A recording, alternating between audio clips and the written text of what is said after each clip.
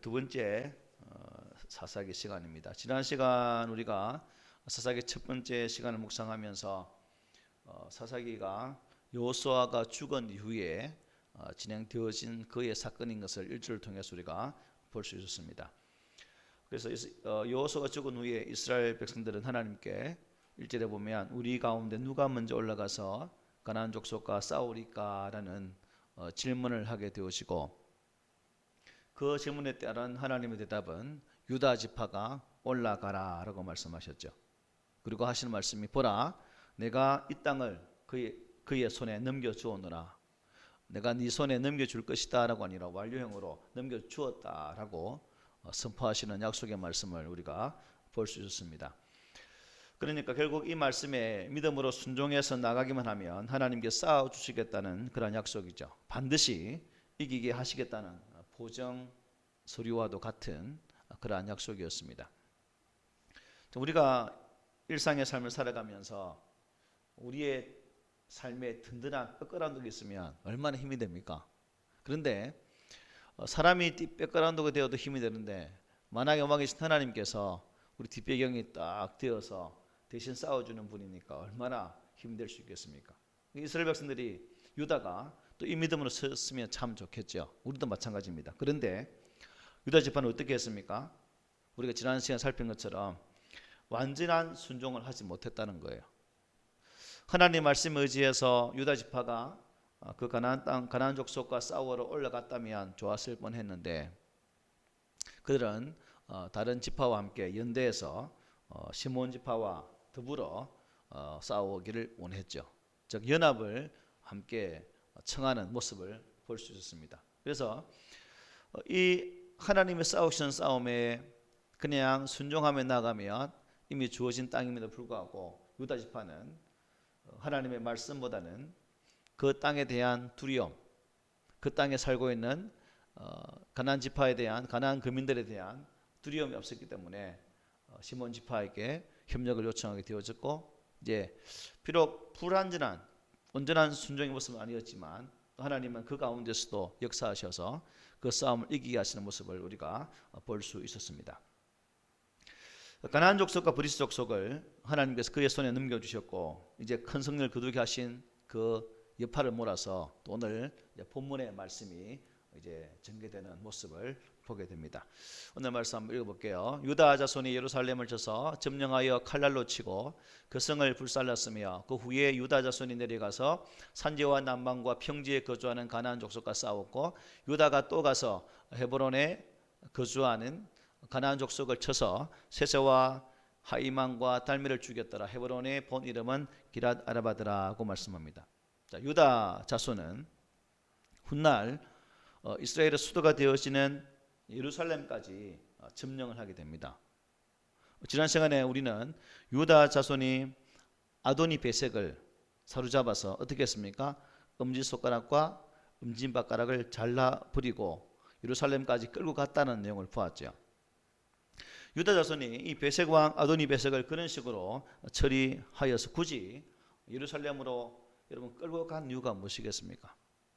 아마 그러한 배경에는 예루살렘에 살고 있었던 이 가나안 거민에게 어떠한 공포심을 조장하기 위한 그런 부분도 있었겠죠.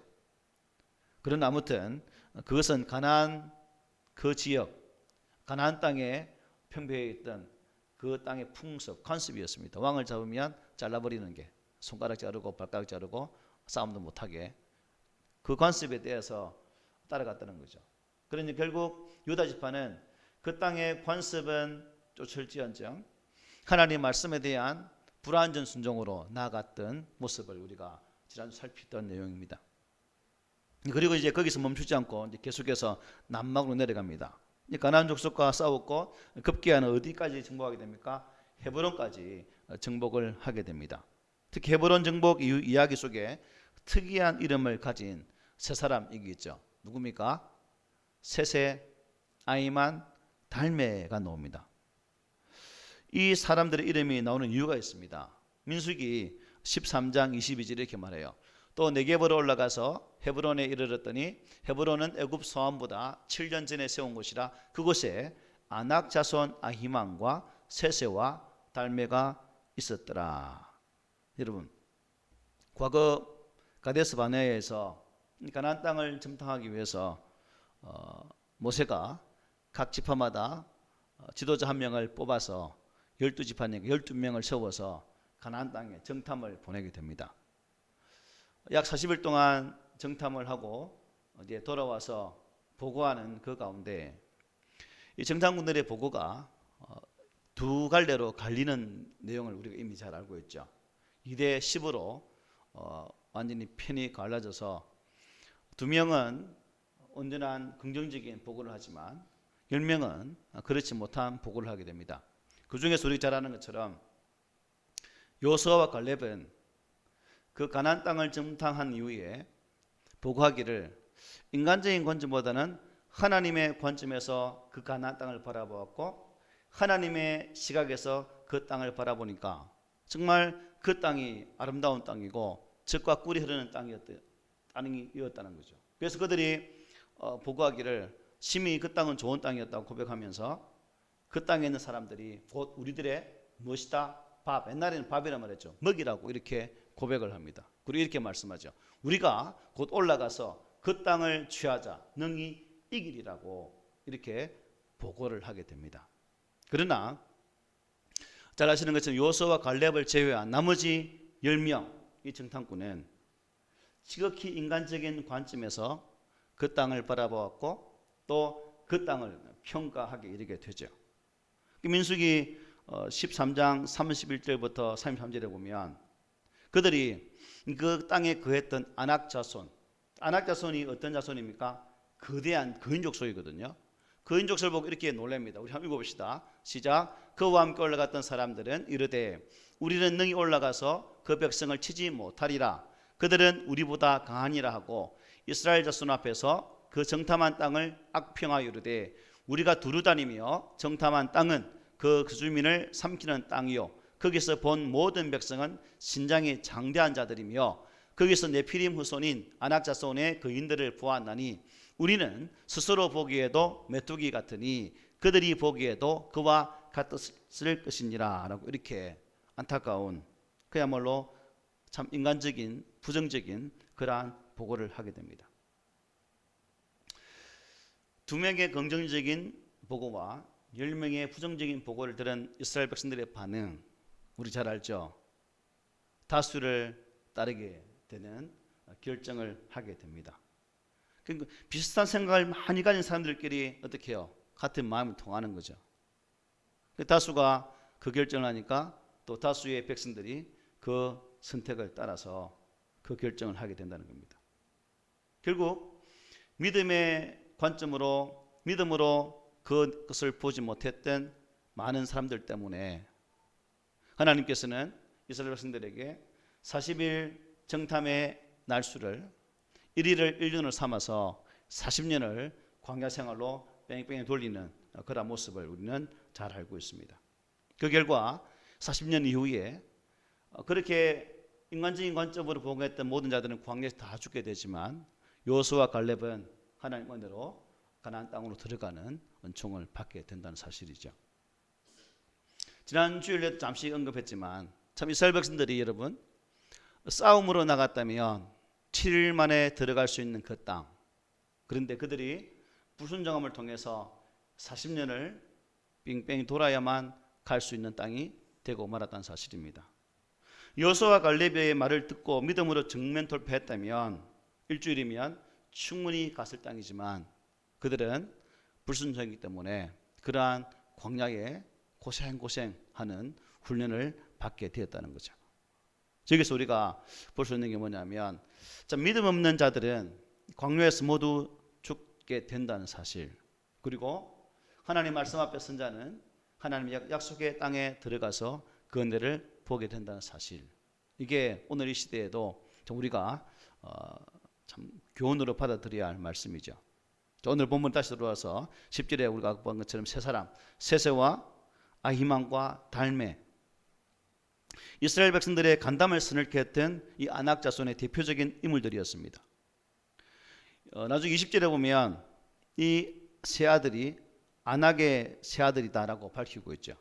여러분, 안악 자손의 대표적인 인물이 누굴까요? 다윗과 연결되어 있습니다. 골리앗. 예, 골리앗이 바로 이 족속이에요. 그인 족속이죠. 그인 족속. 그런데 감사하게도 신세대는 구세대와는 달리 믿음으로 전진을 하게 됩니다. 그리고 결국 그들을 다 죽이고 또 쫓아낼 수 있었죠. 하나님이 그들을 유다 자손의 손에 붙여주심으로 이길 수가 있었다는 사실입니다. 그래서 그 이름을 여기에 분명하게 지금 기록을 해주고 있는 거죠. 그러나 여러분 사실 생각해 보면 40년 전의 상황과 지금의 이스라엘 백성들의 상황은 어때요? 많이 변화가 생겼습니까? 똑같아요. 지금 싸우는 이 사람들이나 40년 전에 싸운 싸움 만약에 싸웠다면 동일하게 이길 수 있었다는 사실이죠. 그런데 그때는 불순종이라는 그것이 앞섰기 때문에 그 싸움에 나가지 못했다는 거예요. 군사력도 그렇죠. 인구수도 그렇죠. 거의가 60만의 언저리에 머무른 그런 숫자였거든요. 그러니까 똑같았어요. 그런데 단지 세대만 바뀌었을 뿐 또한 바뀐 세대가 믿음으로 전진했을 때에 이 싸움은 거룩한 승리로 다가왔다는 사실이 40년 전에 그 세대와 지금 이 세대가 다르다는 사실을 볼 수 있는 부분이죠. 그렇습니다. 전쟁은 누구에게 속한 것입니까? 하나님께 속한 것이죠. 그들의 힘으로 이기는 것이 아니고 하나님이 함께 하심으로 그들의 손에 그들을 붙여주심으로 그 전쟁에서 승리할 수 있었다는 것입니다. 그러니까 결국 이들은 하나님이 이미 승리한다고 말씀했기 때문에 이겨놓은 싸움을 그냥 들어가 싸우면 되는 거예요. 그냥 짱짱짱짱 싸우면 승리할 수 있다는 사실입니다. 당시 요수아와 갈렙의 믿음처럼 그들이 행했다면 광야에서 그 많은 사람들이 생을 마감할 수 않아도 되겠죠. 다 가나안 땅에 들어가서 하나님의 그 아름다운 땅, 젖과 꿀이 흐르는 땅을 저들이 직접 밟고 생산품을 직접 먹을 수 있는 은혜 누렸었는데 그렇지 못했다는 겁니다. 10절을 다시 한번 읽어보면 이렇죠. 유다가 또 가서 헤브론에 거주하는 가나안 족속을 쳐서 세세와 아히만과 달미를 죽였더라. 헤브론의 본 이름은 기랏 아르바였더라 말씀합니다. 여기에서는 단순히 유다가 헤브론을 점령한 것처럼 말씀하고 있지만 보다 구체적인 내용이 20절에 나와요. 1장 20절에 보면 이렇게 말합니다. 읽어봅시다 함께. 시작. 그들이 모세가 명령한 대로 헤브론을 갈렙에게 주었더니 그가 거기서 안악의 세 아들을 쫓아내었고. 자, 이게 누구에게 주었다? 누구에게 주었다고 말씀하고 있습니까? 갈렙에게 주었더니라 말씀하고 있죠. 이 내용과 보다 더 정확한 기록이 여호수아 15장에 기록되어 있습니다. 여호수아 15장 13절 14절이죠. 여호와께서 여호수아에게 명령하신 대로 여호수아와 기랏 아르바 곧 헤브론을 유다 자손 중에서 분깃으로 여분의 아들 갈렙에게 주었으니 아르바는 안악의 아버지였더라. 갈렙이 거기서 안악의 소생 그 세 아들 곧 세서와 아히만과 달메를 쫓아내었고라고 말합니다. 바로 이 헤브론 점령의 선봉에 섰던 사람은 누구라는 거예요? 갈렙이었다라고 성경은 분명하게 소개를 해주고 있습니다. 여러분, 갈렙이 누굽니까? 갈렙은 순수 유대인이 아닙니다. 이스라엘 백성들이 애굽 땅에서 출애굽할 때에 그때 섞여왔던 잡족이에요. 쉽게 말하면 유대 정통민족이 아니라 그들의 할례를 받음을 통해서 유대인으로 귀화를 했던 인물이 바로 이 갈렙입니다. 다민족이죠. 다문화 가정의 자녀예요. 다문화 가정의 자녀. 이 부분이 우리는 참 중요하죠. 하나님은 단지 히브리 유다 민족만을 구원하기 위해서 애굽 땅에서 그들을 출애굽시킨 것이 아니라 하나님의 거룩한 말씀 앞에 순종함으로 나가던 자에게는 뭘 주는 거예요? 자기의 백성의 은혜에 자격을 부여한다는 사실입니다. 그리고 하나님은 유대인 민족의 하나님 아니라 모든 열방의 하나님이시죠. 모든 민족 하나님이라는 사실입니다. 혈통적 구원이 아니라 결국 구원은 무엇으로 받는 거예요? 믿음으로 받는 사실을 이 말씀 통해서 우리는 분명히 볼 수가 있습니다. 우리가 잘 아는 것처럼 예수님의 족보에도 등장하는 여자 4명 유대인입니까? 아니에요. 보면 하나님의 부르신 자리에서 순종한 자녀들이 하나님의 거룩한 족보에 기록되어지고, 비록 유대인이 아니지만 주의 부르심 앞에 선 자들은 그 거룩한 이름을 성경책에 등재하게 되었다는 사실입니다. 오늘도 마찬가지죠. 우리가 하나님의 부르심 앞에 순종할 때, 참된 복음의 말씀 앞에 믿음으로 대응할 때 그 자가 진실로 구원을 받게 된다는 것이 곧 이 갈렙을 통해서 우리가 볼 수 있는 부분입니다. 이제 본론으로 들어가서, 이 갈렙은 에스의 자손 중에서 그니스라는 사람의 자손입니다. 창세기 36장이나 요수아 14장에 보면 자세히 나와 있습니다. 그 가문은 아마 귀화할 때에 유다 지파에 이렇게 배속이 된 것 같아요. 우리 하만에도 다문화 가정이 많죠.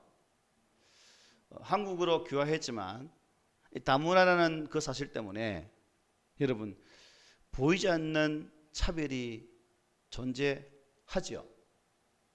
안 합니까? 존재하죠. 분명히 존재합니다.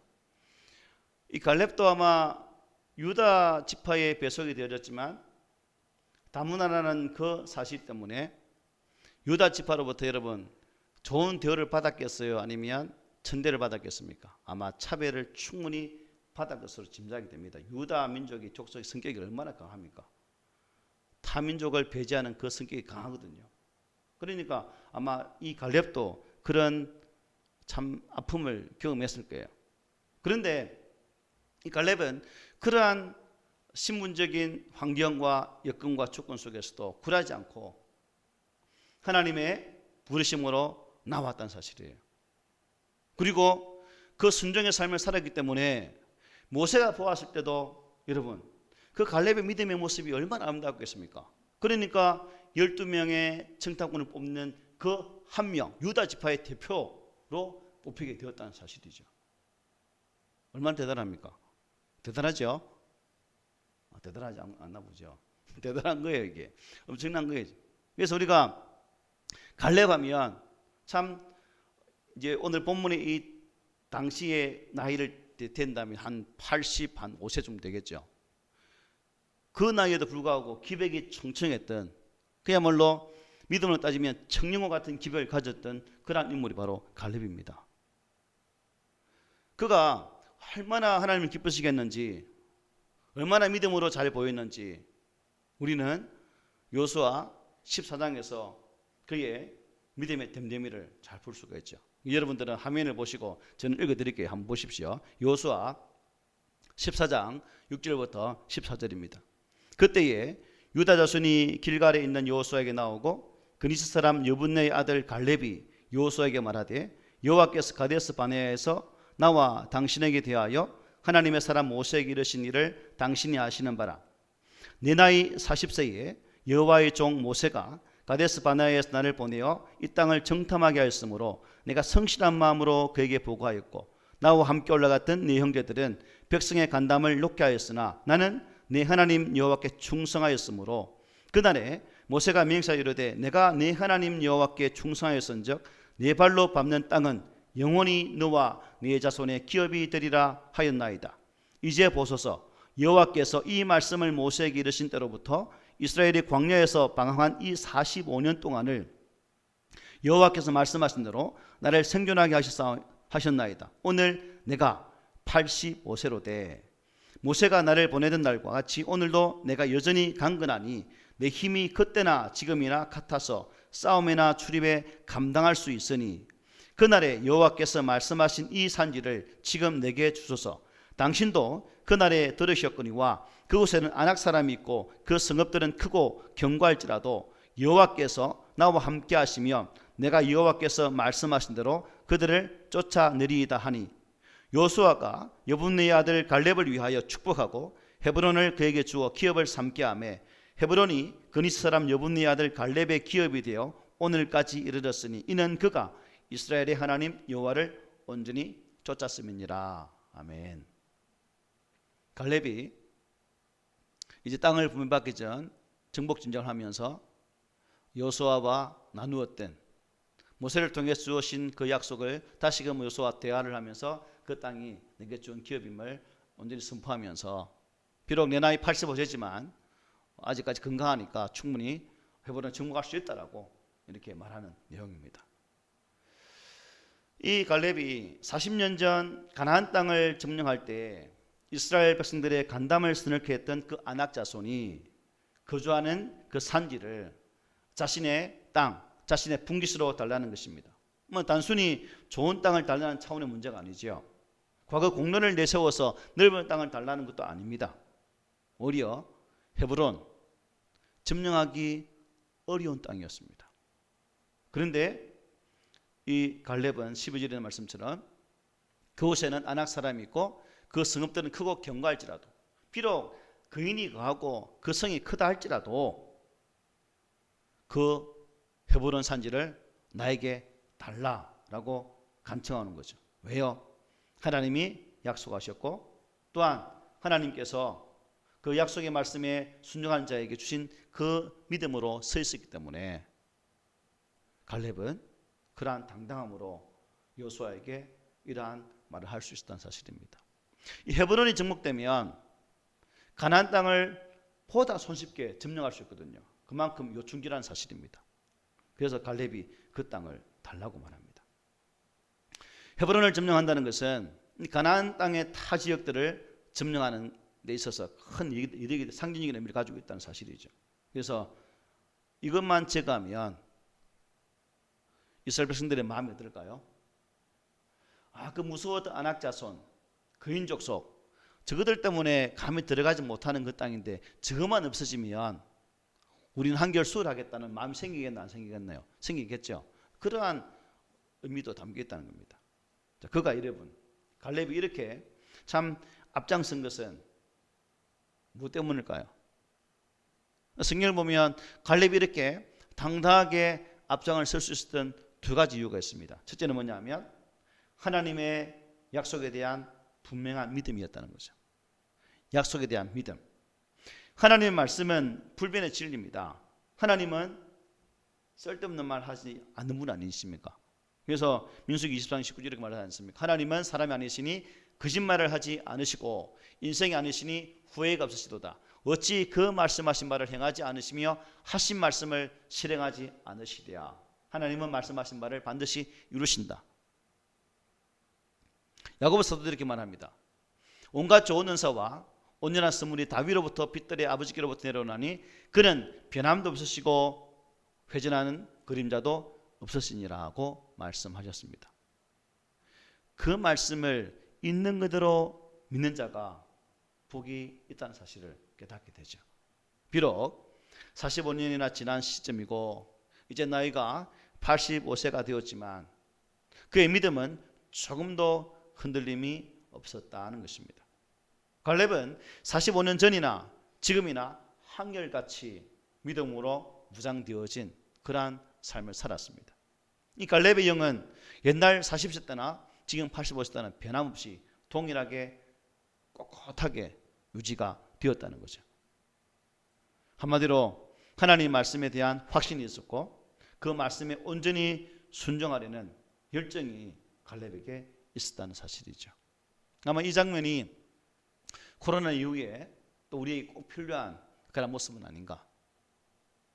하나님에 대한 열정들을 다시금 깨우고 말씀에 대한 약속에 대한 믿음의 신뢰를 다시금 회복하게 되어질 때에 우리의 기도 자리가 회복될 것이고 또 우리의 예배 자리가 회복되리라 믿습니다. 여러분, 노인이 되는 것과 노쇠하는 것은 달라요. 노인이 되는 것은 막을 수 없습니다. 그죠? 다 노인 돼요. 다 저도 노인 할배 될 거예요 아마. 그런데 육체는 당연히 늙고 약해집니다. 그러나 속사람은 우리의 속사람은 달라야 되죠. 겉은 쭈글쭈글 피들피들 해가지만 우리의 믿음의 속사람은 날로 강건해져야 된다는 거예요. 그래서 바울이 고린도후서 4장 16절에서 이렇게 고백하지 않습니까? 우리의 겉사람은 낡아지나 우리의 속사람은 날로 새로워지는도다. 아멘. 이런 고백이 필요하다는 거죠. 지미 카트가 누굽니까? 미국 대통령이었죠. 이 카트가 자신의 자서전에서 어느 철학자의 말을 인용합니다. 우리는 무엇을 먹고 살지 지나치게 근심하지만 정작 무엇을 위해 살지 별로 걱정하지 않는 습성이 있다라는 철학자의 말을 인용하면서 카트는 이런 말을 자신의 말로 남깁니다. 읽어봅시다. 시작. 후회가 꿈을 대신하는 순간부터 우리는 늙기 시작한다. 후회하면 늙는데요. 후회하지 맙시다. 끌 하면 빨리 늙는데요. 바라기는 우리 성도들은 믿음이 이 갈렙과 같기를 소망해 봅니다. 나이 먹어도 자꾸 내가 왕년에라는 말이 아니라 내가 지금도 그때와 동일하게 하나님 앞에 서 있다라는 이 분명한 믿음과 열정, 이것이 우리들의 것이 되기를 소망합니다. 또 갈렙이 왜 이러한 모습을 보였을까? 이스라엘 백성들 참 아낙 자손 때문에 고민되어지고 그 장대한 족속 때문에 두려움에 휩싸였을 그들을 향해서 갈렙이 이 행동을 보임을 통해서 이스라엘 백성들에게 바른 믿음에 대한 본을 보이기 위함이 아닐까라는 생각도 가져봤습니다. 그래서 저는 읽으면서 갈렙은 참 나이 값을 하신 분이구나. 그냥 나이의 숫자 85 플러스만 아니라 그 나이에 합당한 모습으로 이스라엘 백성들 앞에 서 있었다 하는 사실을 분명히 보게 되죠. 출애굽 이스라엘들은 요수아와 갈렙을 제외하고 전부 다 광야에서 다 죽어버렸습니다. 이제 출애굽 1세대 중에서 유일하게 남아있는 요수아도 일찍에 보면 죽었잖아요. 갈렙만 남아있는 거예요. 어찌 보면 가장 연장자로서 참 본이 되어져야 할 사람으로서 나의 후대들에게 어떻게 서 있어야 될까라는 그 측면에서 이러한 모습을 보였다. 아까 그 여호수아 14장 11절에 이렇게 말했잖아요. 모세가 나를 보내던 날과 같이 오늘도 내가 여전히 강건하니 내 힘이 그때나 지금이나 같아서 싸움에나 출입에 감당할 수 있다. 참 그는 이 건강의 축복을 받았습니다. 아무리 여러분 건강하다 할지라도 그래도 나이가 85세입니다. 가장 연로한 노인입니다.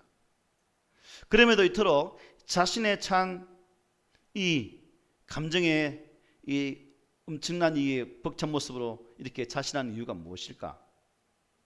결국 자신에 속한 유다 지파에게 자극을 주고 또 유다 지파가 바르게 쓰면 또 다른 11지파에게 좋은 본이 되기 위해서 이러한 믿음의 열정의 모습을 보여주었다.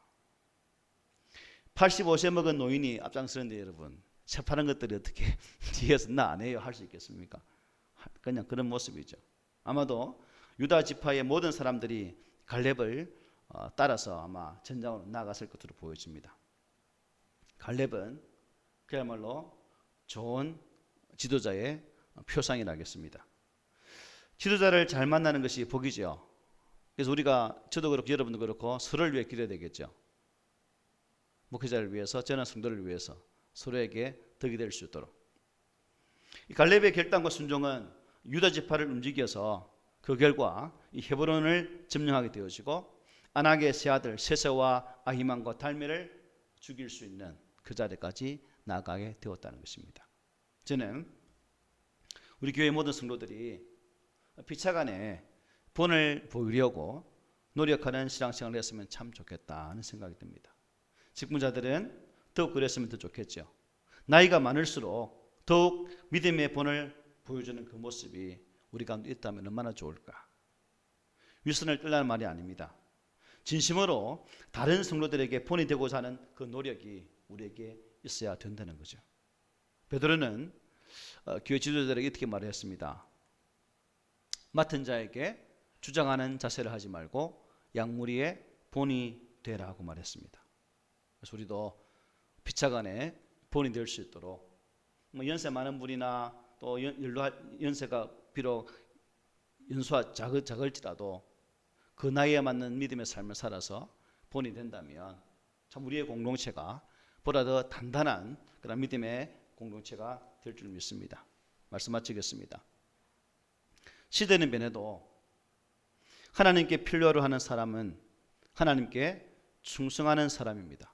하나님 필요로 한다는 거죠. 변함없는 믿음을 가진 사람입니다. 성도들에게 결국 본이 되는 사람이 오늘 이 시대에도 필요하다는 거죠. 바로 갈렙 같은 이 사람. 바라기는 갈렙이 그 험난한 세월을 보내고 마침내 그에게 약속되어진 헤브론에 이르렀듯이 우리들도 하나님이 우리를 부르시는 그 순간까지 믿음의 선한 싸움을 잘 감당하셔서 또한 쉬지 마시고 끝까지 경주하셔서 최후의 그 승리의 영광을 얻을 수 있는 이 갈렙 같은 그 기쁨을 맛볼 수 있는 우리 모두가 되기를 오늘 말씀으로 권면을 드리면서 축복을 드립니다. 아멘.